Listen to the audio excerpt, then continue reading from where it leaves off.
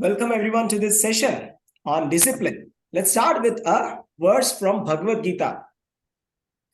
What is purpose of doing work? Mai sarvani karmani sanyasyadhyatma chetasa nirashir nirmamo bhutva yudhyasva vigata jwaraha.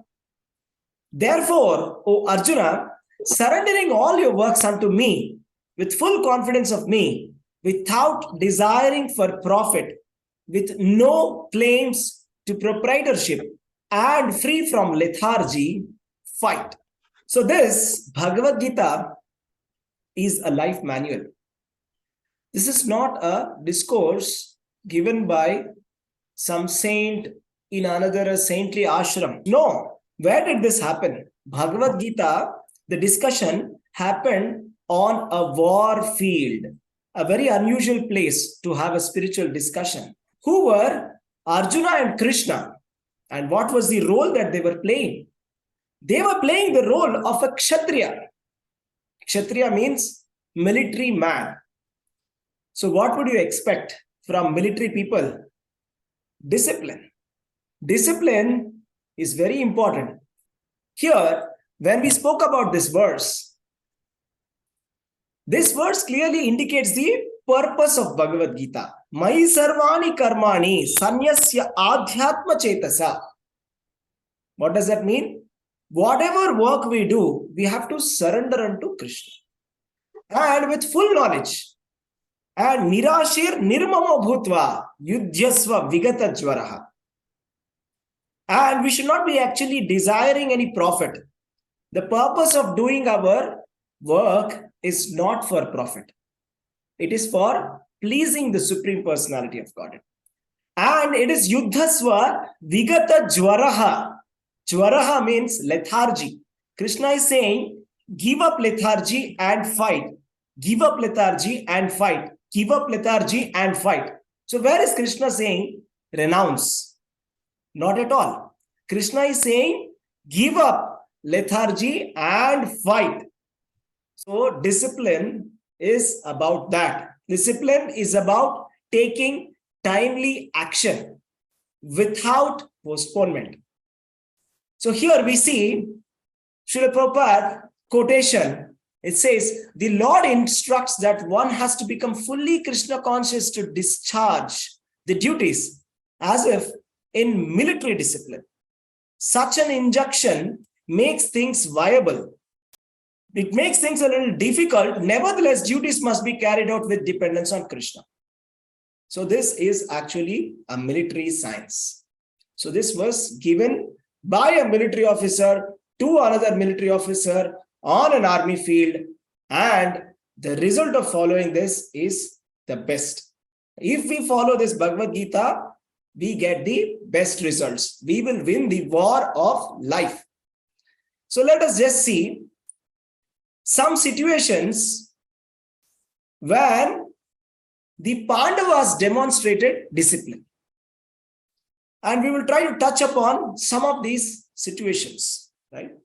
So the first situation was exile in the forest, where the Pandavas lost the dice and they were asked to exile, go to the forest for 13 years. That's when they showed wonderful courage and they won that problems, right? And there was a situation when Yudhishthira Maharaj was confronted by a yaksha. And he said, if you are not going to answer these questions, you have to die. So Yudhishthira Maharaj kept his cool and answered all these questions with a great risk and very properly answered it and cleared that obstacle also. During the gambling match that the Kauravas and the Pandavas, especially Yudhishthira Maharaj, had to play with Duryodhana, he had to demonstrate a lot of discipline and patience and tolerance and show his values instead of losing his cool. And during the Kurukshetra war, also, the Pandavas made sure that they are not going to use any kind of a illegal or an immoral or an unlawful technique for winning the war. And also the after war, they had to build up everything from scratch. So that's also one of the times when Pandavas demonstrated discipline. So now when we are speaking about discipline, let's just try to understand what are the 5 pillars of discipline. The first pillar is acceptance of reality. So when reality strikes, we have to first accept it and we have to confront it. Here is a situation where we have to accept the reality and confront it. There is no point in simply rejecting the reality and trying to be in darkness. That is not going to help. The second point is we must have the willpower to work on ourselves, the willpower to change, the willpower to make that difference, to learn that skill, the willpower to correct the situation. So this is very essential. So the third attribute of discipline is hard work. So we must be ready to put all that hard work that it takes for achieving that goal. We should not be lethargic, right? And the fourth pillar is industry. So we must be industrious in our efforts, right? And put proper efforts, right?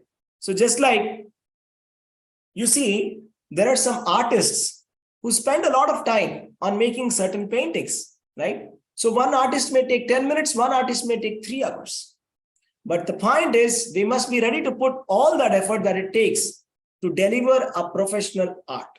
So that is industrious nature. Last but not the least is persistence. Persistence is continuously going or continuously pursuing your goals without giving up. That's the continuous actions, right? So yeah, just like it happens that, I have a goal that I want to improve my stamina. Then I have to have a goal and I should have a streak of persistently attempting to improve my stamina. Otherwise, it's not going to work, right? Let's see each of these pillars one by one. Let's start with accepting the reality. So accepting the reality is about facing this situation. Everyone has got a unique situation and they have to face it. There's no point in lamenting about it, nor is there any good thing about ignoring it. So just like when a rabbit is being attacked by a fox, the rabbit, it tries to close its eyes and tries to forget as if nobody has attacked. So that's not a solution. That's actually aggravating the problem. It is better that the rabbit runs rather than close its eyes. So this is the acceptance of reality. Accepting reality doesn't mean giving it up. It means finding a way forward. We have to find a way forward to go ahead, right? That's very important rather than giving it up, right? So let's see a situation that the Pandavas had to face in the Mahabharata. So these Pandavas were sent on an exile for 13 years, where 12 years they had to live in the forest. And for the last 1 year, the 13th year, they had to live incognito. So incognito means they should not be revealing who they are. So when they were incognito, they had to take up different roles so that the Kauravas don't get to know what these people are doing. So basically the condition is like this. If the Kauravas are able to find out that the Pandavas are hiding here or their identity is here, or if they're able to locate them, then the entire 13 years of exile will be repeating. So that's the condition. So Yudhishthir Maharaj became a Brahmin named Kanka and served as a dice player to King Virata. So that was the service that Yudhishthir Maharaj took up. Right? And Bhima became a cook named Vallava and worked in the kitchen of King Virata. So Bhima was a voracious eater and he liked to cook as well. So he's very good cook, right? And Arjuna, he had a curse to become a eunuch. So he used that for his advantage, and he became a dance teacher. So he was a dance teacher and he was a dancer, and he used to teach music. His name was Brihannala. He used to teach King Virata's daughter, Princess Uttara. Nakula became a stable keeper named Grantika, and he had to look after the horses of King Virata. So like washing and cleaning the horses, taking care of their health, keeping them fit. So this was what Sahadeva, Nakula had to do. And Sahadeva, what did he become? He became a cowherd named Tantipala. And his role was to take care of all the cattle of King Virata. So just like a cowherd boy or a cowherd guy, he had to clean all the cow sheds, right? And all the cows and the thousands and lakhs of cattle that King Virata had. And what about Draupadi? Draupadi had to take the role of a maid. Her name was Sairandri, and she was working for the Queen Sudeshna as taking care of her, for taking care of her makeup, taking care of the queen's needs, right? And serving the guests. So just imagine. So these are the Pandavas, and these Pandavas have a situation in front of them. Now the first thing is, will they accept the reality and try to face the hardship, or they will not accept the reality and give up? So they had two choices. So what did the Pandavas do? They accepted the reality and they did their best, and they actually emerged successful out of this 13 years of exile. So towards the end, when there was a war that happens between the Kauravas and the king of Virata, when the Kauravas come to steal the cattle of Virata, the Pandavas support the Virata king, and Arjuna will disclose his entity, right? And that time they will get to know, oh, here is Arjuna, here these are the Pandavas, right? So this was how the Pandavas emerged successfully. So this is about accepting the reality. So Srila Prabhupada has a quotation about acceptance of reality. The reality of the material world is actually suffering. The real knowledge means to understand the miserable condition of material life and to try for elevation to the spiritual knowledge. This is called real knowledge and actually really accepting the reality. Just like we saw how Pandavas have faced an adversity, and that's just one of the adversities that they have faced. Similarly, every living entity is facing adversity after adversity, and we have to understand this philosophically, that this world was never meant for enjoyment. It's called Dukkhalayam Ashashvatam, a place filled with miseries and which is temporary. So the ultimate solution is we must try for elevation to the spiritual world rather than trying to make up some patch-up solutions. So these patch-up solutions, they are not going to solve our real problems of life. Birth, death, old age, and disease. These are the real problems of life which we have to face. This is the reality that we have to face. Let's go ahead to the next quality. The next quality is about willpower. Willpower is, in order to improve your willpower, you need to practice it, using it every day. So it is about resisting temptations and working towards our goals. So for that, we need to have a strong willpower. Strength does not come from physical capacity. It comes from an indomitable will. Strength doesn't mean how strong I am. The real strength is here. How strong is my will? That is my strength. Let's see a situation of the Pandavas, where they had to show or demonstrate extraordinary willpower. So here is a young warrior's story, Abhimanyu. So this Abhimanyu is the son of Arjuna and Subhadra. And Abhimanyu learned the art of warfare in his mother's womb from Arjuna.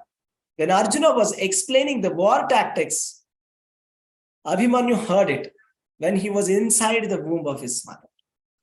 And Abhimanyu was married to Uttara, the daughter of King Virat. So what happened? On the 13th day of Kurukshetra, Abhimanyu was trapped inside a formation called as Chakravyuha. A formation which was formed by the Kauravas. This Abhimanyu only had the knowledge to enter inside the Chakravyuha, but he had no idea how to exit it. But still, he very bravely entered inside the Chakravyuha. And he had to fight alone, valiantly, with 7 warriors, including Dronacharya, Karna, and Duryodhana. Right? So 7 warriors and a 1 warrior here. Abhimanyu was just 16-year-old.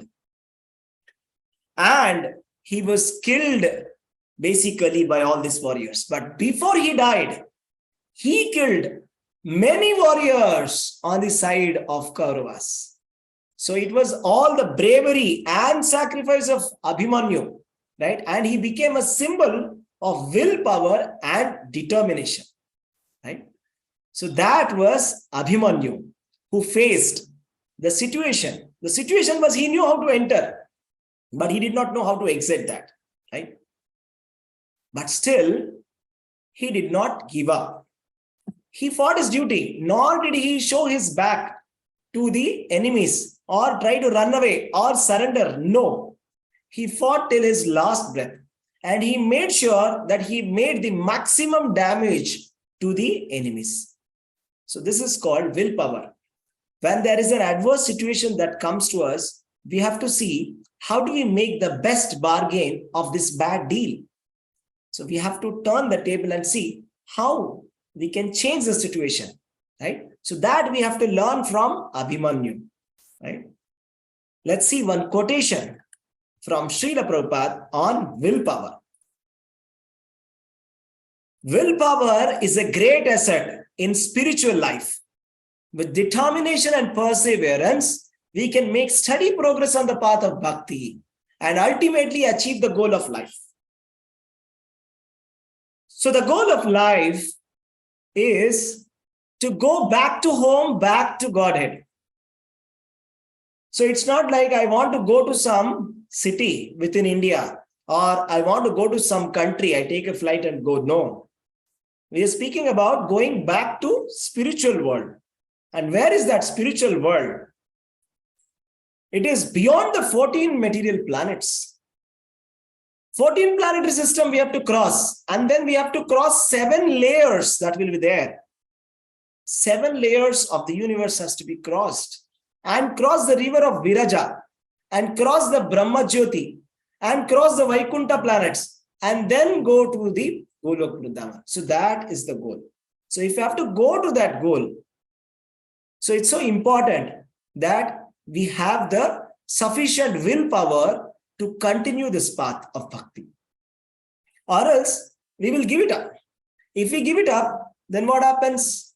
Repetition. Shuchi nam Srimatam gehe yoga brashto abhijayate. Means a person who's following the yoga system, bhakti yoga, and falls down, not able to achieve the goal, then he gets a birth in the family of devotees. There is another chance that's given. But then another chance means another lifetime, right? One lifetime we cannot wait. If you tell a student, would you like to wait for 1 year? I'll give you a degree after 1 year. The student would say, 1 year? No way. Is it not? So if I would say you will get the result after one lifetime, so who wants to wait for one lifetime also? But if actually we don't take to this path, it's like lifetime after lifetime we have to suffer. Unlimited suffering, lifetime after lifetime. So we should take up this process with willpower and not give it up. Should be very strong, and we should follow the discipline given by the acharyas and take up the path of devotional service. Let's see the next pillar. Hard work. Hard work is about being very consistent in working very hard, putting all that endeavor that it takes for achieving our goals. We must stay focused on our goal and keep going until we get there. There's no other alternative for this. There is no shortcut to success. Hard work is necessary. The difference between ordinary and extraordinary is that little extra. Only with that little extra, ordinary becomes extraordinary. So let us see a situation that the Pandavas had, where they demonstrated extraordinary feature of hard work. So when the Pandavas came back after the burning of the house of Lac, the conspiracy done by the Kauravas to kill the Pandavas by burning them in a house which was made up of wax or lac. So then the Pandavas, they somehow escape that, and then they go incognito. And later they reveal their identity and they come back to Hastinapura. And when they come back to Hastinapura, after some negotiation, they get half of the kingdom to rule. Actually, full kingdom belongs to Pandavas. But okay, after negotiation, they get half of the kingdom. No problem. They take it. To become the emperor of the entire world, they have to conquer everybody, all the kings. So there were many, many kings that they had to conquer to achieve this goal, to make the Yudhishthir Maharaj as the emperor of the world. So let us see some military conquests that the Pandavas had to undergo. So Arjuna, Bhima and Sahadeva led the Pandava armies in different campaigns, such as the campaign against the Magadha, to fight them.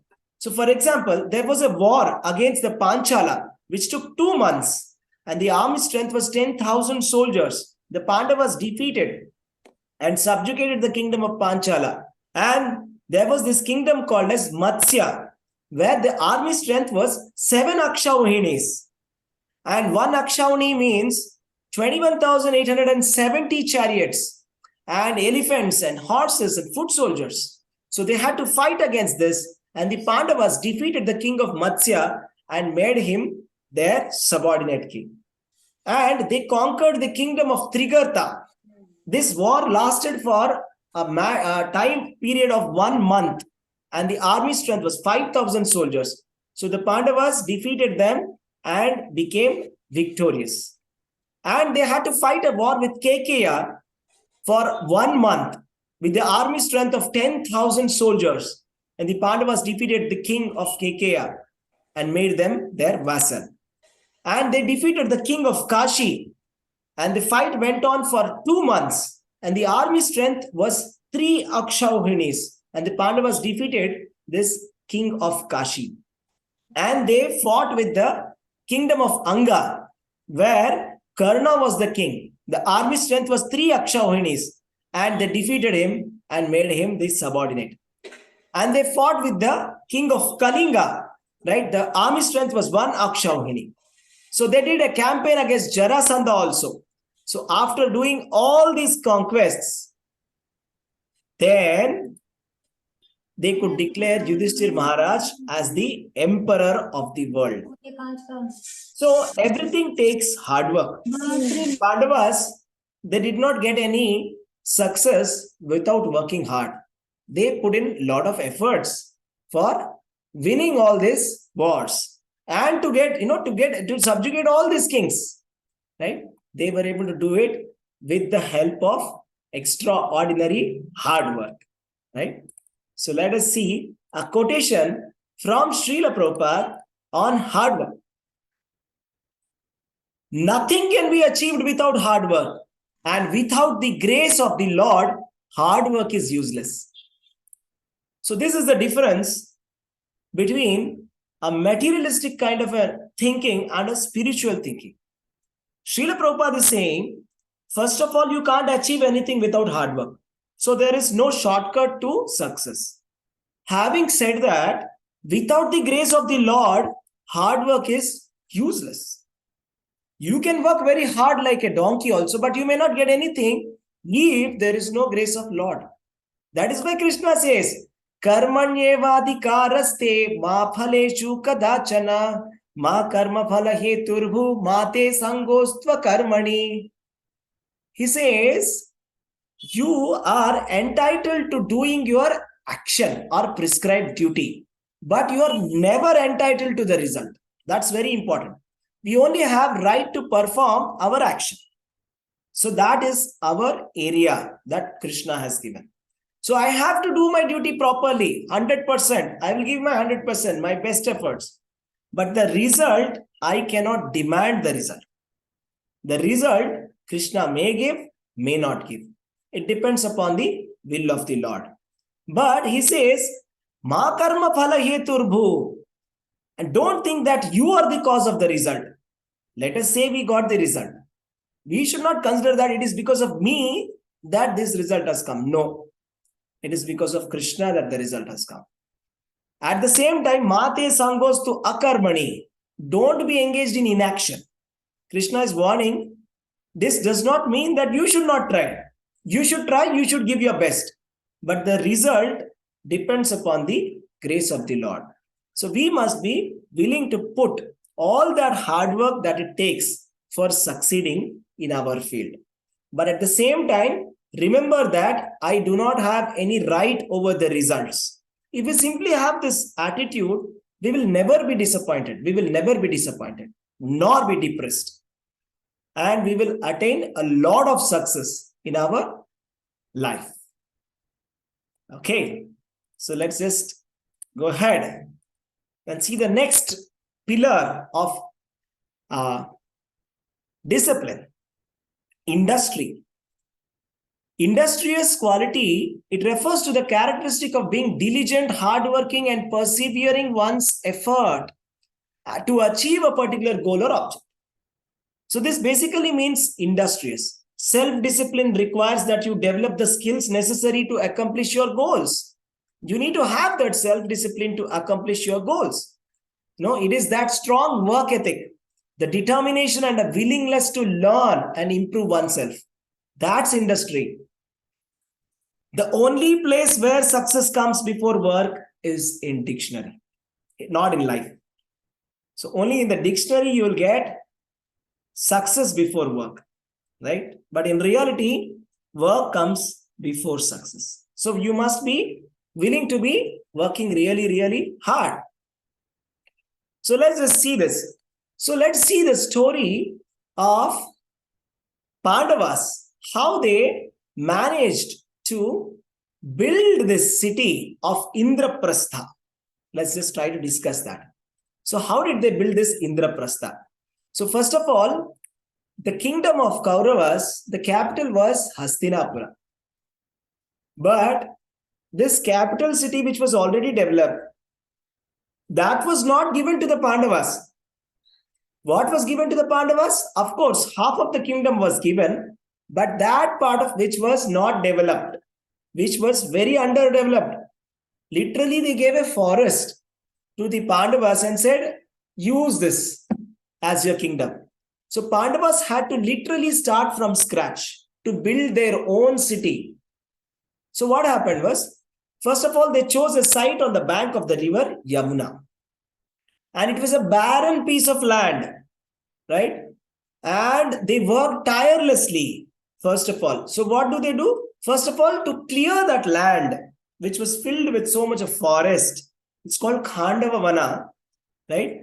What do? Krishna and Arjuna, they set fire to the Khandava forest, which blazed and burned that forest for many, many days, right?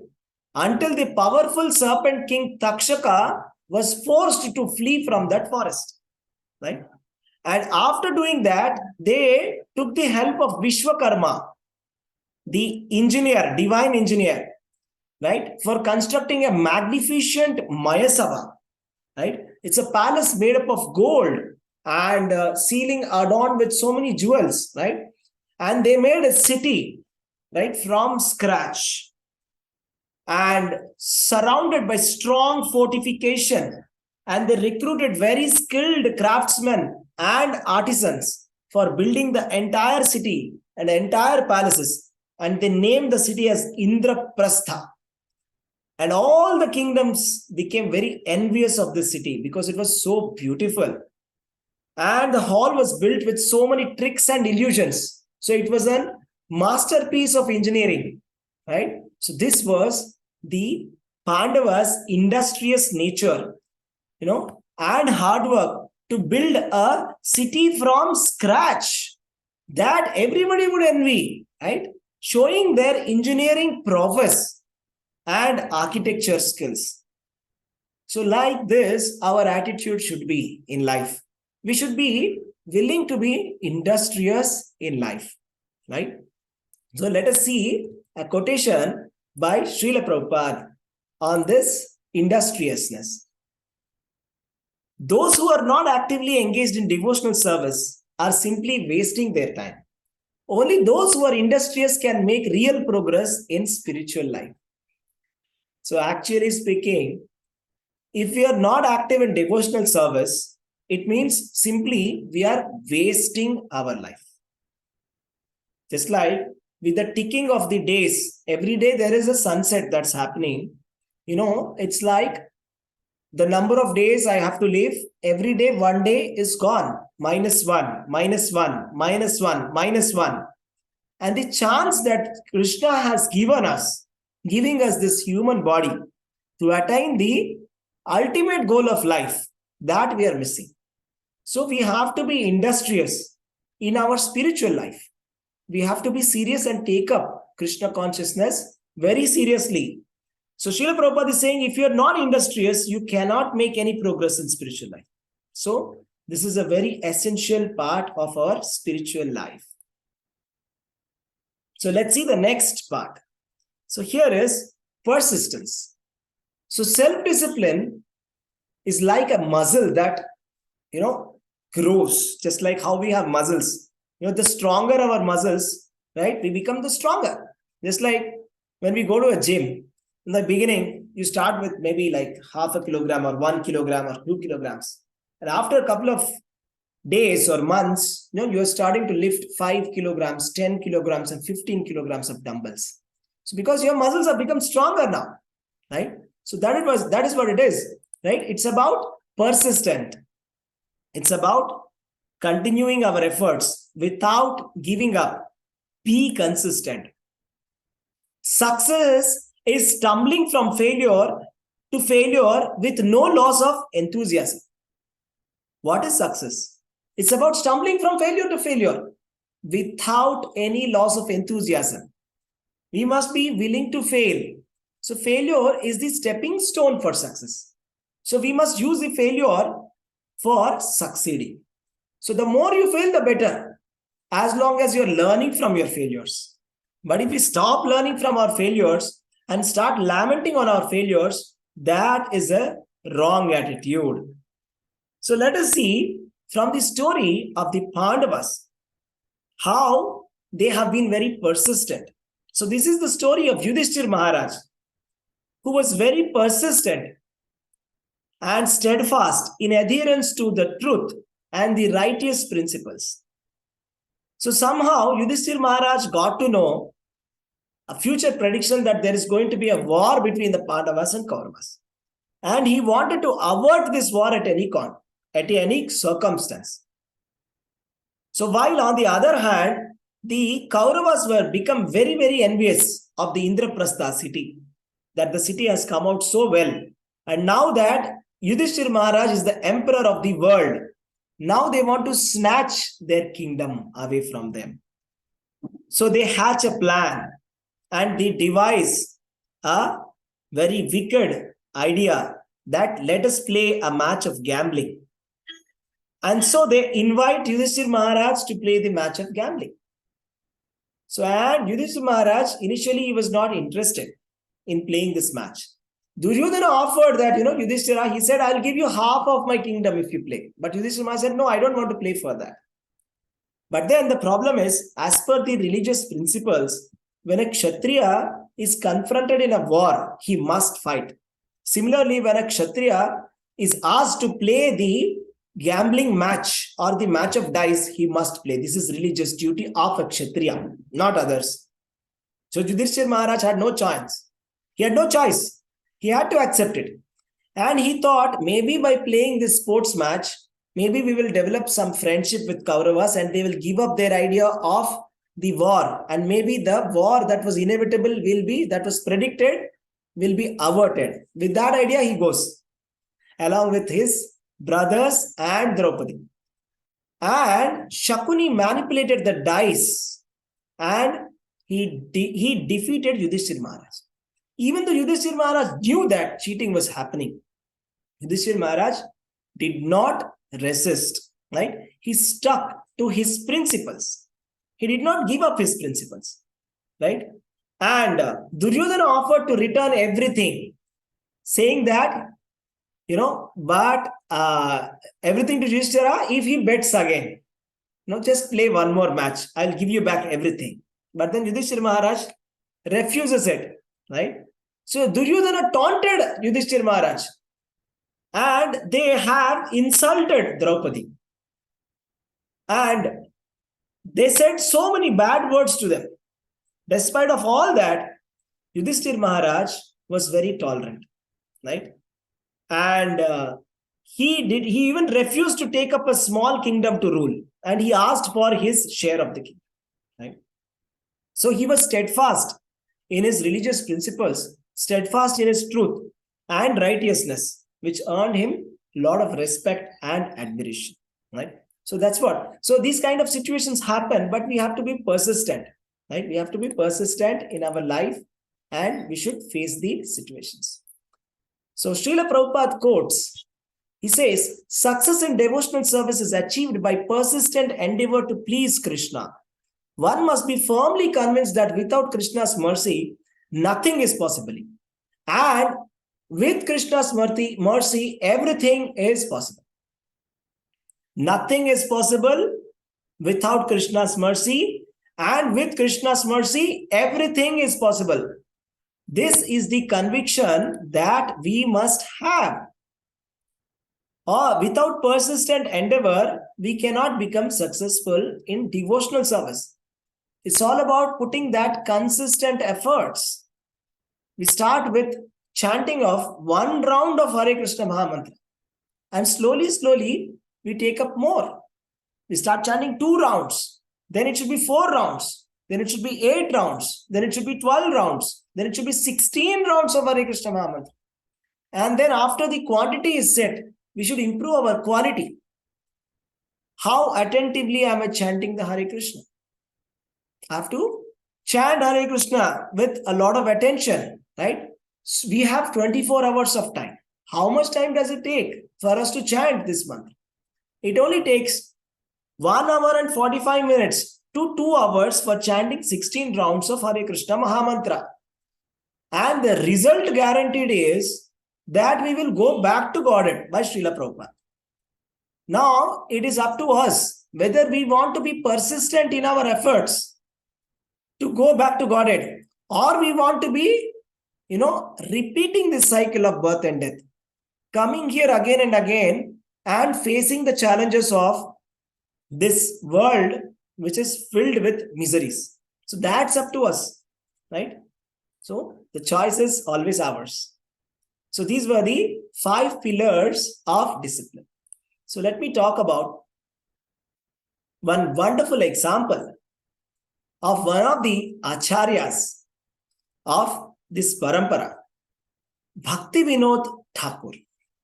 Right? Bhakti Vinod Thakur was a great Vaishnava, and he had a very wonderful schedule, right? Let me tell you, he was present on this planet around 100 years ago in this planet. So his schedule consisted of rising early in the morning, doing the prayer, meditation, studying books, participating in kirtan, writing books, and taking his simple meals. So he will be awake from night 10 p.m.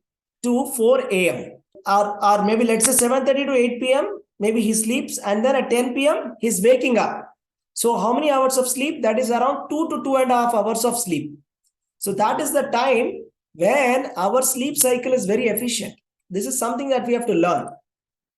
The time period from 8 p.m. to 10 p.m. is like if you sleep only for 1 hour, it is as good as sleeping for 3 hours or more.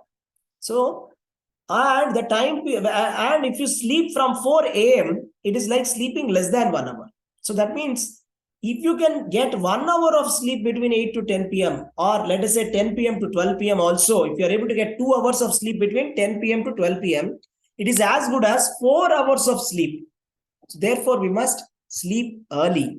So from here, we can see how Bhaktivinoda Thakur is sleeping at 8 p.m. and waking up at 10 p.m., 2 hours. And again at 4 a.m., he's taking rest for half an hour. And again, so from 10 p.m. to 4 a.m., what is he writing? He's writing transcendental literature. He has written many Gaudiya literature such as Jaiva Dharma, the teachings of Chaitanya Mahaprabhu. Like that, he has written a lot of books about the philosophy of Krishna consciousness. And he used to write these books and post these to the Western universities. So he will rise up at 4:30 a.m., wash his hands and face and chant the Hare Krishna Mahamantra till 7:30 a.m. And he used to correspond, till 7 a.m. he will chant, and then from 7 a.m. he'll correspond, he'll write letters, right? And he'll be reading. He receives guests at 8:30 a.m. and again takes a rest of 15 minutes from 9:30 to 9:45. And 9:45 morning bath and some chapatis, and he goes to court. He was actually working as a magistrate in the court. He was in a very official and a very high position. And he's one of the acharyas of this parampara. I mean, he's a perfect example of how a householder or how we can also practice devotional service and go back to Godhead. And he used to go at 9:55, he used to go to the court in a carriage, horse carriage, right? And the 10 o'clock to 1 o'clock is his duty in the court. So after the duty is finished, he would come home and take a bath. And at 2 p.m., he'll return to the office. 2 p.m. to 5 p.m., he'll work. So effectively, he's working from 10 a.m. to 1 p.m. That's how many hours? 3 hours. 2 p.m. to 5 p.m., 6 hours he's working. Right? And again, at 5 p.m., he's starting to translate his works from Sanskrit to Bengali. Right? And he will take an evening bath and a little bit of rice and a little bit of chapati, and that's it. And he will do his sadhana. So from this, we can see a perfect example of how Bhaktivinoda Thakur has managed his life. And he's called as the seventh Goswami. He's called. There are 6 Goswamis of Vrindavana. He's called as the 7th Goswami.